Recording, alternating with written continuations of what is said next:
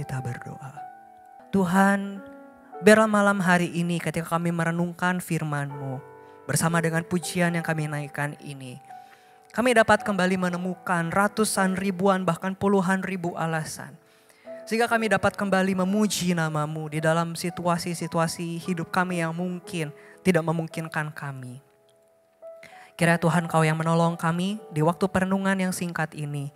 Sehingga kami boleh kembali dikuatkan, diteguhkan melalui firman-Mu. Terima kasih ya Tuhan. Hanya dalam nama anak-Mu Yesus Kristus kami bersyukur dan berdoa. Amin. Silakan duduk kembali Bapak Ibu Saudara-saudari sekalian. Ya, Bapak Ibu Saudara sekalian, pada malam hari ini kita akan merenungkan satu tema dari Mazmur ke-100, yaitu satu tema yaitu ratusan alasan. Ya, bertepatan dengan masuk ke Mazmur yang 100, kita akan merenungkan tentang ratusan alasan. Dan sebelumnya kita mau bersama-sama membaca bagian firman Tuhan ini dari Mazmur 100 ayat yang pertama sampai yang kelima. Bapak Ibu sekalian dapat membacanya di dalam Alkitab masing-masing. Dan saya akan membacakannya bagi setiap kita Mazmur ini. Mazmur yang ke-100 ayat yang pertama sampai 5. Mazmur untuk korban syukur. Bersorak-soraklah bagi Tuhan hai seluruh bumi. Beribadahlah kepada Tuhan dengan sukacita. Datanglah ke hadapannya dengan sorak-sorai. Ketahuilah bahwa Tuhanlah Allah. Dialah yang menjadikan kita dan punya dialah kita.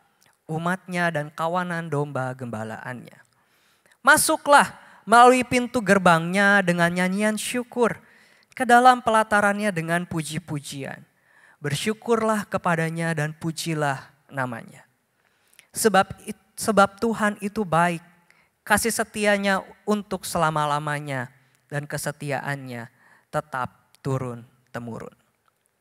Sampai sedemikian pembacaan firman Tuhan kita. Bapak Ibu sekalian, berbicara tentang ratusan alasan, maka pertama-tama saya mau mengajak kita kembali berpikir bahwa alasan itu adalah satu hal yang sangat penting ya bagi setiap kita. Ya, untuk segala sesuatu yang kita lakukan, kita selalu punya alasan. Tapi kadang kita mungkin tidak selalu memikirkan itu, tapi ya tentu ada alasan gitu atas segala sesuatu yang kita lakukan. Baik itu hal yang rumit ataupun hal yang sederhana sekalipun. Mulai dari alasan kenapa akhirnya kita memilih bangun di jam tertentu. Kadang kita gak sampai mikirnya, kenapa ya saya mau bangun jam segini gitu. Tapi natural saja ya. Tetapi kalau kita pikir-pikir, kita terbangun kemudian kita memilih untuk untuk langsung bangun atau tetap tidur gitu ya. Kenapa kita memilih untuk langsung masak atau langsung mandi. Selalu ada alasannya ya. Meskipun tidak selalu kita pikirkan secara jelas. Ya kita gak mikir biar lebih cepat gitu. Tetapi ya natural saja, tetapi kalau kita pikir-pikir lagi, selalu ada alasan untuk segala sesuatu yang kita lakukan. Apalagi untuk hal-hal yang rumit, pasti kita punya alasan. Kenapa kita memilih A, mengapa kita memilih B. Ya, kenapa kita pilih anak kita sekolah di tempat ini. Kenapa saya pilih rumah yang ini, bukan rumah yang itu. Kenapa saya pilih resign, kenapa saya tidak mau, kenapa saya pilih tetap kerja. Ya. Saudara-saudari, alasan itu adalah hal yang sangat penting. Ya, itulah yang menggerakkan seluruh kehidupan kita. Yang membuat kita melakukan banyak hal di dalam hidup kita. Termasuk Bapak Ibu sekalian, akhirnya saya mau ajak kita renungkan. Yaitu alasan untuk datang, bersyukur, beribadah kepadanya. Alasan itu juga menjadi hal yang penting bagi setiap kita untuk bisa datang beribadah kepadanya. Sebab Bapak Ibu sekalian, itulah yang akhirnya akan menolong kita menjadikan ibadah kita menjadi lebih bermakna. Karena terkadang kita menemukan ibadah kita terasa membosankan. Ada masa-masa mungkin kita datang beribadah terasa tidak ada tujuan. Kadang kita datang beribadah semuanya terasa seperti sebuah pengulangan saja. Terasa tidak ada yang baru.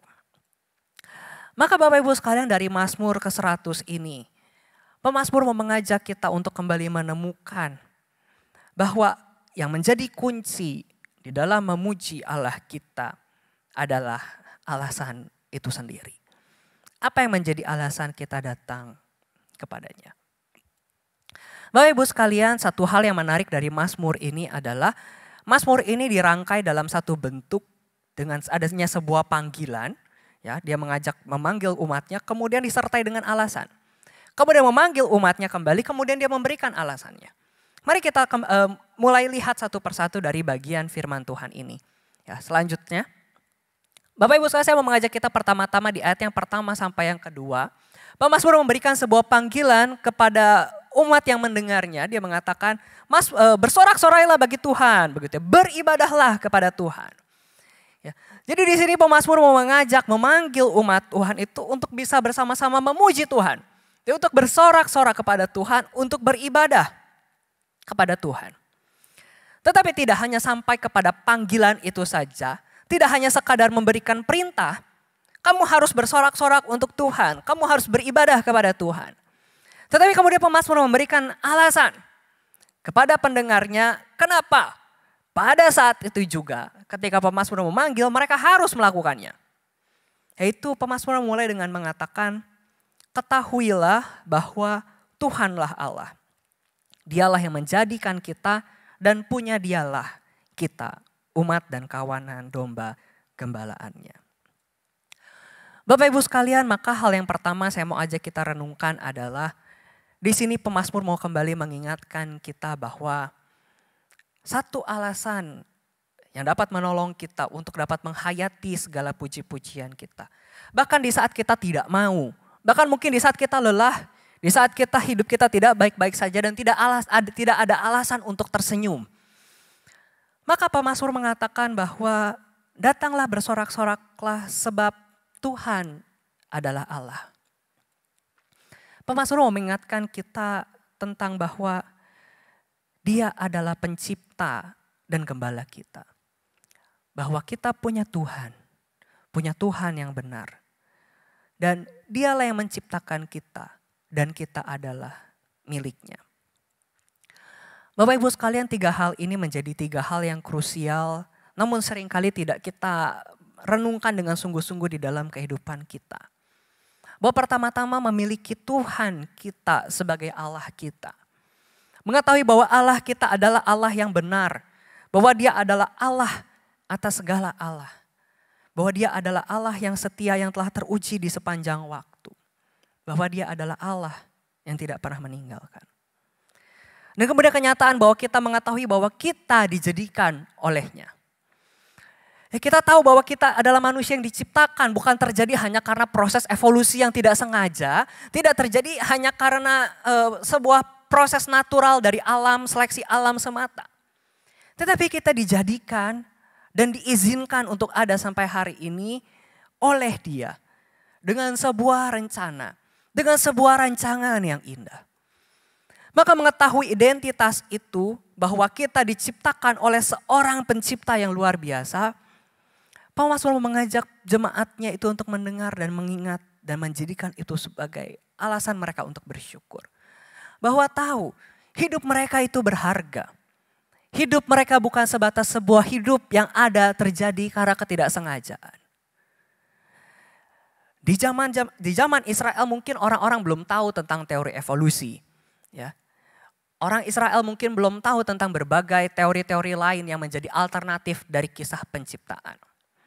Namun bangsa-bangsa di Israel kuno zaman dulu mereka memiliki kisah-kisahnya sendiri. Dari dewa-dewa mereka, bagaimana kisah-kisah penciptaan mereka. Mungkin sudah cukup lama ya, cuma beberapa bulan yang lalu Pendeta Hendro sempat menyampaikan bagaimana ketika Allah menciptakan manusia. Di saat yang sama banyak kisah-kisah kuno dari agama-agama lain bagaimana manusia tercipta oleh karena dewa-dewa secara tidak sengaja. Dari kekacauan karena peperangan, dari tindakan-tindakan yang tidak disengaja oleh dewa-dewi. Dan di sini pemazmur mau mengatakan bahwa kita, khususnya pendengarnya saat itu, bahwa setiap kita manusia dijadikan oleh Dia. Bukan manusia yang kebetulan ada, gak sengaja, hoki-hokian aja jadi orang, gak jadi monyet. Pemazmur mengajak pendengar kembali melihat itu bahwa ini adalah sesuatu yang hebat. Kita adalah manusia yang berarti, punya tujuan. Kita adalah manusia yang dijadikan oleh Dia. Dan yang ketiga, bukan cuma kita dijadikan, bukan cuma kita diciptakan dengan sebuah rencana, tetapi punya Dialah kita. Kita adalah umatnya dan kawanan domba gembalaannya. Bapak Ibu sekalian, pemazmur mau mengingatkan kepada setiap kita bahwa panggilan kepada setiap kita itu adalah hal yang selayaknya kita juga terus renungkan dan syukuri setiap hari. Terkadang memang sangat gampang kita menganggap biasa ya menjadi orang Kristen karena ya mungkin kita sudah lama jadi orang Kristen begitu ya. Mungkin ketika kita baru jadi orang Kristen atau ketika kita baru bertobat atau ketika kita baru kembali lagi ke gereja, baru ikut KKR atau baru ikut retret. Mungkin rasanya kita sangat semangat dan kita sangat mensyukuri hidup sebagai orang Kristen itu. Tetapi ketika hidup berjalan gitu ya, kita datang ke gereja biasa, semua terasa biasa-biasa saja. Tetapi Bapak Ibu sekalian, melalui panggilan ini pemazmur mau kembali mengingatkan bahwa kenyataan bahwa kita adalah milik Dia. Kita menjadi umatnya, menjadi domba yang Dia gembalakan. Itulah satu hal yang sepatutnya kita kembali kenal dan membawa syukur kepada setiap kita. Sehingga mengingat kembali bahwa kita punya Allah yang menciptakan dan menjadi gembala kita. Dia yang menjadikan kita dan memiliki kita. Dia yang bukan cuma menciptakan lalu meninggalkan. Tetapi Dia yang menciptakan dan menemani kita. Dan kemudian yang kedua Bapak Ibu sekalian di ayat yang selanjutnya. Kemudian pemazmur melanjutkan dengan mengatakan, masuklah melalui pintu gerbangnya dengan nyanyian syukur. Ke dalam pelatarannya dengan puji-pujian, bersyukurlah kepadanya dan pujilah namanya.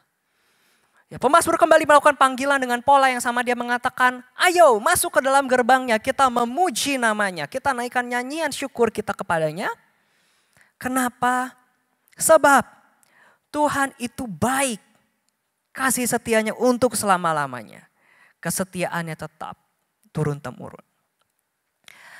Bapak Ibu sekalian, 3 hal ini yang mungkin kadang kita tidak mudah untuk lakukan. Artinya begini, seringkali ketika kita mengatakan bahwa sebab Tuhan itu baik. Ya, ketika kita mengatakan Tuhan itu baik dalam hidup saya, seringkali kita tidak bisa mengatakan hal itu di banyak situasi.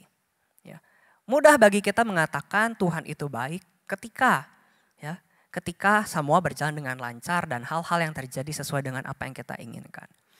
Tapi menjadi tidak mudah ketika justru situasi atau episode-episode dalam hidup kita itu berjalan jauh daripada yang kita inginkan. Ketika hati kita hancur, ketika kita melihat ketidakadilan, ketika kita mengalami kejahatan, ketika kita melihat dunia yang begitu gelap, rasanya berat ya untuk bisa mengatakan bahwa Tuhan itu baik. Sebab seringkali kebaikan Tuhan kita hanya konotasikan dengan berkat jasmani, hal-hal yang menyenangkan hati kita. Namun di sini pemazmur mau mengingatkan bahwa Tuhan itu adalah Tuhan yang baik dan kasih setianya itu selama-lamanya. Bahwa Tuhan tidak pernah ada sedetik pun Dia meninggalkan kasih setianya. Dan bahwa kesetiaannya bukan cuma kasihnya, tetapi kesetiaannya itu turun-temurun, melewati berbagai masa dan generasi. Kasih setianya selalu ada bersama dengan setiap kita. Maka Bapak Ibu sekalian, melalui Mazmur ini saya mau mengajak kita untuk kembali merenungkan. Biarlah setiap kita ketika datang ke dalam hadapannya, ketika kita mengawali setiap ibadah kita, baik itu ibadah pribadi maupun komunal, marilah kita ambil waktu sejenak di awal setiap ibadah-ibadah itu dan kembali merenungkan. Apa alasan saya datang ke tempat ini? Ketika kita mungkin menemukan hidup kita baik-baik, ya semua berjalan dengan lancar, tentu itu akan menjadi satu hal yang indah ya. Kita diingatkan kembali akan kasih setia Tuhan. Kita diingatkan kembali akan karya Tuhan dalam hidup kita. Dan itu akan menolong untuk menjadikan segala pujian kita ketika kita beribadah, segala doa kita itu menjadi lebih bermakna. Kita dapat lebih menghayatinya karena kita sudah mengingatnya. Kita sehingga datang bukan tanpa tujuan, Tapi kita tahu, iya, saya mau bawa syukur saya. Hari ini saya dapat hal yang saya inginkan. Tetapi ketika Anda mengambil waktu sejenak itu, kemudian Anda menemukan Anda tidak baik-baik saja. Hari yang Anda lewati begitu buruk. Sehingga tidak ada satupun rasanya alasan untuk bisa memuji namanya. Maka di saat itulah Anda bisa datang kembali kepada Tuhan. Sebab sebagaimana pemazmur mengatakan, tidak pernah tidak ada alasan untuk memuji Tuhan. Selalu ada alasan sebab Dia adalah Allah yang senantiasa baik, yang kasih setianya selalu ada. Maka mintalah pertolongannya untuk dapat melihat kebaikannya itu. Mintalah pertolongannya untuk dapat melihat pemeliharaannya itu. Ketika hidup tidak baik-baik saja, ketika kondisi kita terasa begitu kelam. Sehingga ketika Anda memuji Tuhan, ketika Anda sudah melewati proses itu, kembali mengingat alasan kenapa Anda datang saat itu. Bagaimana situasi hati Anda saat itu dan bagaimana Anda mau memohon kepada Tuhan agar Anda bisa melihat kasih setia Tuhan. Ketika Anda melakukannya, maka ketika Anda mengatakan Tuhan itu baik. Ketika Anda mengatakan saya bersyukur kepada Tuhan, padahal hidup Anda sedang berantakan. Maka saya yakin ketika Anda menaikkan pujian itu tidak lagi terasa kosong. Sebab Tuhan telah bekerja dalam hati saudara. Anda telah memproses segala perasaan itu dan sehingga ketika Anda menaikkan pujian syukur, ketika Anda bersorak-sorak di hadapan Tuhan. Sudah ada satu alasan yang baru yang Tuhan berikan. Sudah ada satu pemahaman yang baru yang dapat menolong Anda, menggerakkan Anda untuk bisa menghayati dan menikmati momen untuk meninggikan nama Tuhan itu.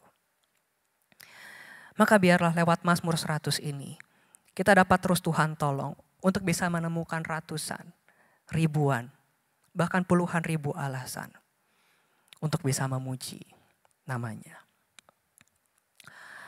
Bapak Ibu sekalian, sebelum kita mengakhiri perenungan firman Tuhan ini, saya mau mengajak kita sekali lagi menaikkan pujian. Pujilah Tuhan, hai jiwaku. Kita mau bersama-sama dengan pujian ini, kita mau kembali mengingat. Mulai dari setiap hal yang sederhana, dari terbitnya surya, sampai hingga di waktu kita menjadi lemah. Di setiap waktu itu, biarlah Tuhan menolong kita untuk bisa memuji namanya dengan segenap jiwa kita. Kita naikkan pujian ini. Pujilah Tuhan, hai jiwaku, pujilah namanya dengan segenap hati ku sembah namamu yang kudus. Terbit surya, datang hari baru, kembali ku puji Tuhan. Apapun yang lalu, apapun yang di dekatku, ku bernyanyi saat malam. Kita berdiri, kita katakan, pujilah Tuhan, hai jiwaku, pujilah namanya dengan segenap hati ku sembah namamu yang kudus.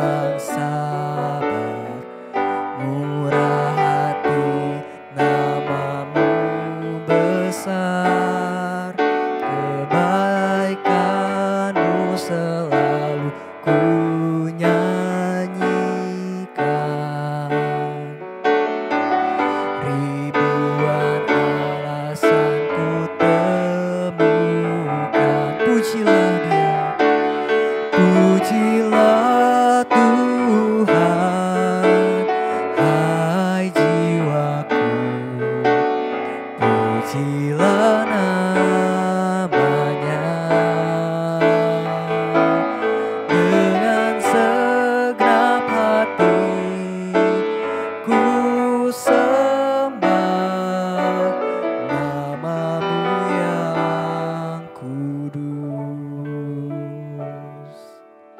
Saat kekuatanku mulai lemah, aku tiba di batas waktu, tetap jiwaku terus memuji-Mu.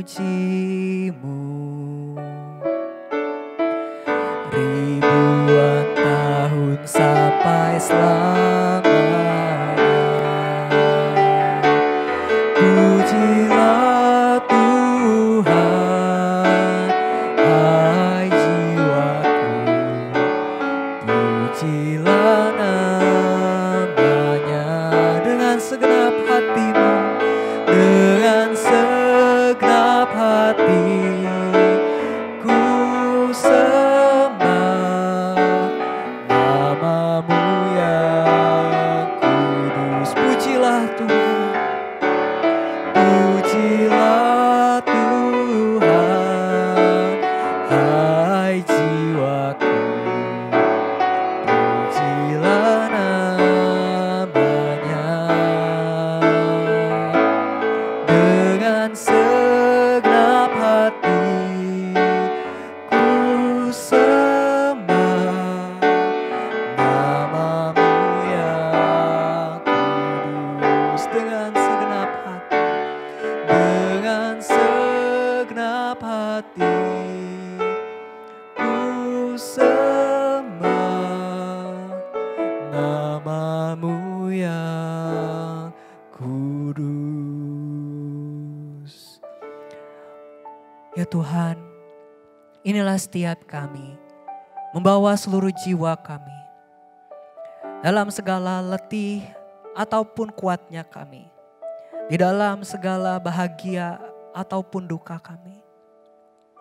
Ajarlah kami di dalam berbagai situasi untuk bisa memuji-Mu, bisa tetap menemukan ratusan, ribuan, bahkan puluhan ribu alasan untuk memuji-Mu, melihat kebaikan-Mu, penyertaan dan pemeliharaan-Mu dengan segenap jiwa kami.